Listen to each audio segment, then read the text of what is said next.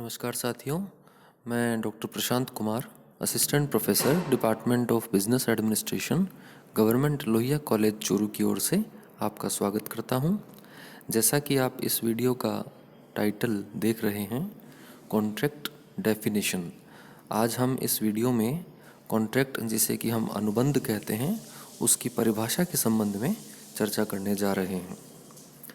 भारतीय अनुबंध अधिनियम 1872 हम जानते हैं कि व्यापारिक विधि के क्षेत्र में एक बहुत महत्वपूर्ण अधिनियम है। और इस अधिनियम के माध्यम से हम ये जानते हैं कि किस प्रकार से अनुबंध अथवा अनुबंधों का हमारे जीवन में कितना महत्वपूर्ण योगदान है। जैसा कि हम जानते हैं कि हम सभी लोग प्रतिदिन अपने जीवन में विभिन्न प्रकार की क्रियाएं संपन्न करते हैं, विभिन्न प्रकार के क्रियाकलाप हम संपन्न करते हैं। जैसे मान लीजिए हम बाज़ार से वस्तुएं खरीदते हैं अथवा बेचते हैं, या जैसे मान लीजिए हम बस में या रेल में या हवाई जहाज़ में यात्रा करते हैं, सिनेमा देखने जाते हैं, या हम ये भी कह सकते हैं कि हम कुछ वस्तुओं को बेचने का भी काम करते हैं। तो ये जो हम दिन भर में जो काम करते हैं, इन सब कामों के लिए हमें अनेक प्रकार के एग्रीमेंट्स करने होते हैं, या जिसे हम ठहराव कहते हैं, वो हमें करने होते हैं।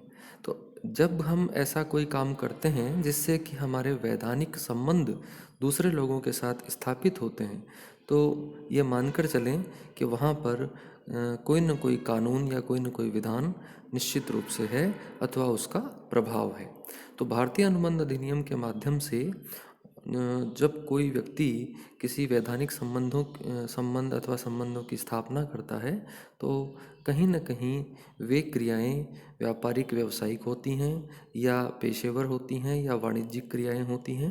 तो इस प्रकार से जो व्यावसायिक या वाणिज्यिक क्रियाएं हैं, उनका जो आधार है वो अनुबंधों पर आधारित है। इसलिए हम ये कहें कि एक व्यापारी के लिए या एक व्यवसायी के लिए अनुबंध अधिनियम की जानकारी होना बहुत महत्वपूर्ण है, ताकि वह अपना कार्य सुचारू रूप से कर सके। इसी प्रकार से एक आम उपभोक्ता या ग्राहक के लिए, एक वकील के लिए, या विद्यार्थियों के लिए, या न्यायाधीशों के लिए, या डॉक्टर हो, चाहे लेखक हो, कोई चार्टर्ड अकाउंटेंट हो, या हम ये कहें कि एक सामान्य व्यक्ति के लिए भी यदि भारतीय अनुबंध अधिनियम का ज्ञान है या उसे जानकारी है, तो यह उसके लिए बहुत अच्छी बात है। तो अब हम बात करते हैं अनुबंध के अर्थ की। अनुबंध एक शब्द है जिसे आप अंग्रेजी भाषा में कॉन्ट्रैक्ट के नाम से जानते हैं। इस शब्द की जो उत्पत्ति है वह लैटिन भाषा का शब्द है कॉन्ट्रैक्टम, जिसका जो शाब्दिक अर्थ है वह होता है आपस में मिलाना। तो लैटिन भाषा का एक शब्द है कॉन्ट्रैक्टम, जिसे हम आपस में मिलाना कहते हैं शाब्दिक रूप से। तो ये जो शब्द है कॉन्ट्रैक्टम, इसी से अंग्रेजी भाषा का शब्द है अनुबंध या कॉन्ट्रैक्ट, वह बना है। और वाकई में जो अनुबंध है वह पक्षकारों के बीच में किया गया एक ऐसा ठहराव होता है जिससे उन पक्षकारों के बीच में वैधानिक संबंधों की स्थापना होती है। हम ये कहें कि अनुबंध दो या दो से अधिक पक्षकारों के बीच किया गया एक ऐसा ठहराव होता है जो उन दो या दो से अधिक पक्षकारों के मध्य या तो वैधानिक दायित्व उत्पन्न करता है अथवा वैधानिक अधिकारों की उत्पत्ति करता है। क्योंकि जब वैधानिक संबंध स्थापित होते हैं तो निश्चित रूप से वैधानिक अधिकार और दायित्व भी उत्पन्न होते हैं। तो हम ये कहें कि अनुबंध दो या दो से अधिक व्यक्तियों के बीच पारस्परिक सहमति से किया जाता है, और यह एक ऐसा एग्रीमेंट होता है, एग्रीमेंट को ही हम ठहराव कहते हैं, जो कि उन व्यक्तियों के बीच में वैधानिक संबंध स्थापित करता है। वैधानिक संबंध का मतलब होता है लीगल रिलेशनशिप, और जहाँ लीगल रिलेशनशिप आती है या स्थापना होती है लीगल रिलेशनशिप की, इसका मतलब है कि एक पक्ष के कुछ अधिकार होंगे और दूसरे के कुछ दायित्व होंगे, अर्थात वहाँ पर वैधानिक बाध्यता भी उत्पन्न होगी। अब हम बात करते हैं अनुबंध की कुछ परिभाषाओं की, जिसके माध्यम से यह विषय स्पष्ट होगा। हम सबसे पहले बात करते हैं एक ऐसी परिभाषा जो बहुत ही सामान्य है, लेकिन उसमें बहुत गूढ़ अर्थ छिपा हुआ है, और वह परिभाषा है न्यायमूर्ति ब्लैकस्टोन की। तो न्यायमूर्ति ब्लैकस्टोन ने ये कहा कि अनुबंध किसी विशेष कार्य को करने अथवा नहीं करने का ठहराव है जिसमें पर्याप्त प्रतिफल होता है। इसका मतलब ये है कि ब्लैकस्टोन जो विद्वान थे, उन्होंने ये कहा कि यह जो परिभाषा है वह अनुबंध में पर्याप्त प्रतिफल पर बल देती है। उनके अनुसार अनुबंध किसी विशेष कार्य को करने से संबंधित हो सकता है अथवा नहीं करने से संबंधित हो सकता है, और यह एक ठहराव होता है जिसमें कि पर्याप्त प्रतिफल होता है।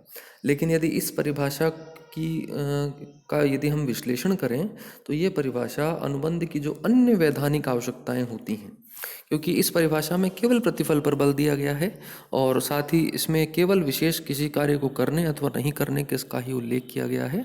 इसमें जो अन्य जो आवश्यकताएं होती हैं किसी एक वैधानिक अनुबंध की, उनके बारे में ये प्रतिभाषा और कोई जो विश्लेषण है वो हमारे सामने स्पष्ट नहीं करती है। तो अब हम दूसरी एक और अन्य परिभाषा की चर्चा करेंगे। ये परिभाषा है न्यायमूर्ति स्टोरी की। न्यायमूर्ति स्टोरी या जो लॉर्ड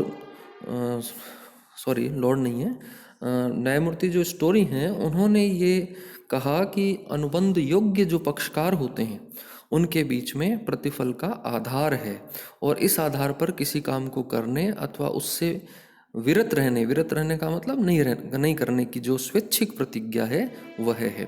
तो न्यायमूर्ति स्टोरी की जो परिभाषा है उसमें उन्होंने उद्देश्य पर बल दिया, प्रतिफल पर बल दिया, अनुबंध करने की योग्यता को महत्वपूर्ण माना, और वचन या जो ठहराव जिसे हम कहते हैं उसका भी उन्होंने उल्लेख किया। तो ये एक उपयुक्त परिभाषा हम इसको मान सकते हैं, क्योंकि इसमें लगभग जो महत्वपूर्ण लक्षण होते हैं किसी एक वैध अनुबंध के, उनका समावेश किया गया है। अब हम बात करते हैं एक बहुप्रचलित जो परिभाषा है वह है न्यायाधीश सामंड की। न्यायाधीश सामंड ये कहते हैं कि अनुबंध एक ऐसा ठहराव है जो पक्षकारों के बीच दायित्व उत्पन्न करता है और उनकी व्याख्या करता है। तो न्यायाधीश जो सामंड हैं, उन्होंने वैधानिक बंधन, जिसको कि हम यहाँ दायित्व कहते हैं, जो दो पक्षकारों के बीच में दायित्व उत्पन्न करने वाली जो स्थिति है, अर्थात जो वैधानिक बाध्यता होती है किसी काम को करने अथवा नहीं करने को लेकर के, उस पर उन्होंने बल दिया है। ये काफ़ी प्रचलित परिभाषा है, लेकिन इस परिभाषा को भी हम यदि आलोचनात्मक दृष्टि से देखें तो इस परिभाषा में भी अनुबंध का जो व्यापक अर्थ है वह सम्मिलित नहीं किया गया है। अब हम एक काफ़ी प्रचलित जो परिभाषा है उसका भी हम यहाँ उल्लेख करेंगे। यह परिभाषा है सर फ्रेडरिक पोलक की।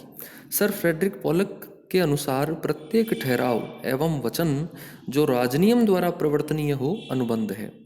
राजनियम का मतलब कानून या विधान, जिसके द्वारा कोई अनुबंध प्रवर्तनीय का मतलब होता है जो लागू होने वाली चीज़ होती है, और प्रत्येक ठहराव और वचन को उन्होंने अनुबंध माना है बशर्ते कि वो राजनियम द्वारा प्रवर्तनीय हो।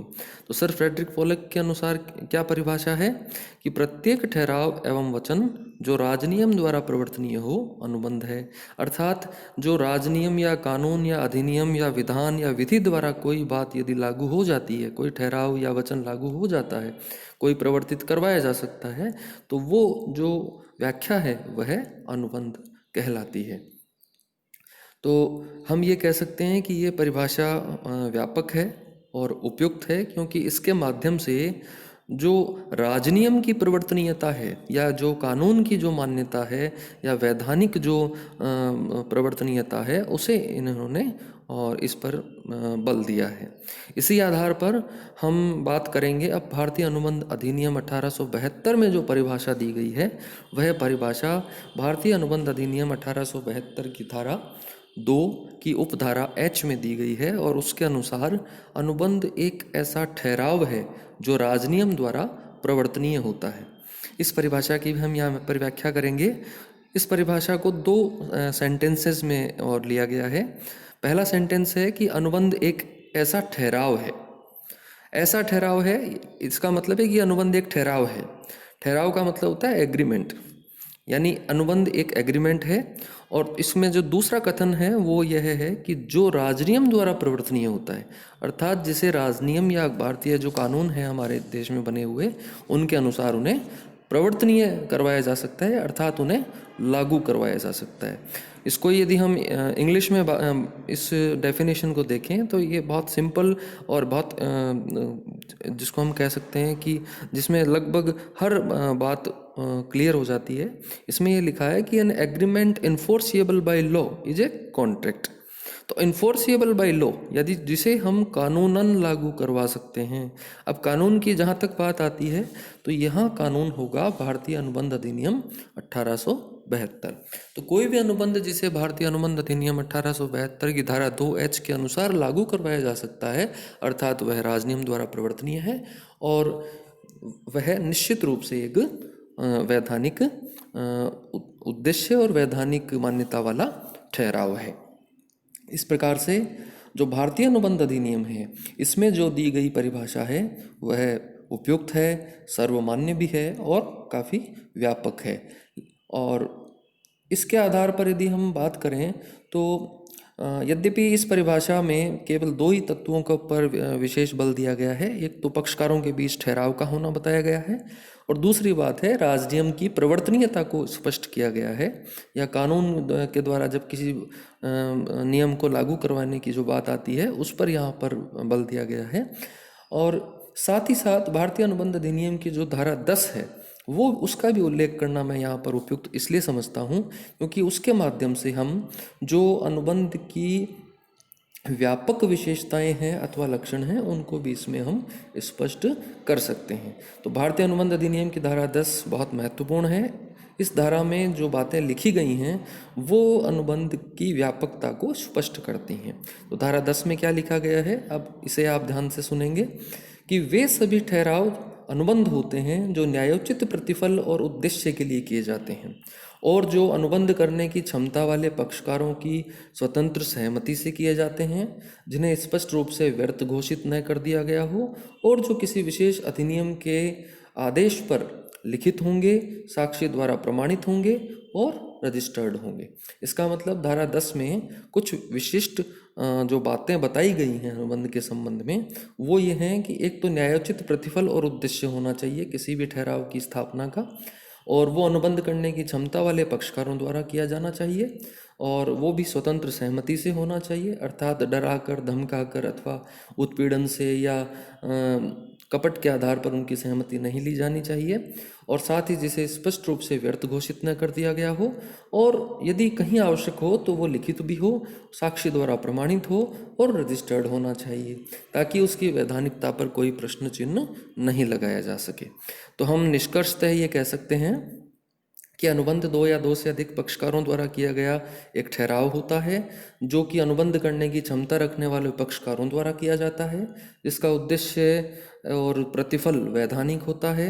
वे सभी पक्षकार जो हैं जो अनुबंध करते हैं वे स्वतंत्र सहमति के आधार पर करते हैं, और इस अधिनियम में यदि कहीं उन ठहरावों को यदि व्यर्थ घोषित कर दिया गया है तो वे किसी वैध अनुबंध का आधार नहीं बनते हैं, और यदि अधिनियम में कहीं आवश्यक हो तो वे लिखित भी होंगे, साक्षियों द्वारा प्रमाणित होंगे, पंजीकृत या रजिस्टर्ड होंगे, और जिसके परिणाम स्वरूप जो वैधानिक बाध्यता है वो उत्पन्न होगी। तो इस प्रकार से जो वैधानिक रूप से जिसे प्रवर्तित करवाया जा सके या जिसे लागू करवाया जा सके वही अनुबंध का आधार बनता है। तो इस वीडियो में अभी के लिए इतना ही। Thank you very much.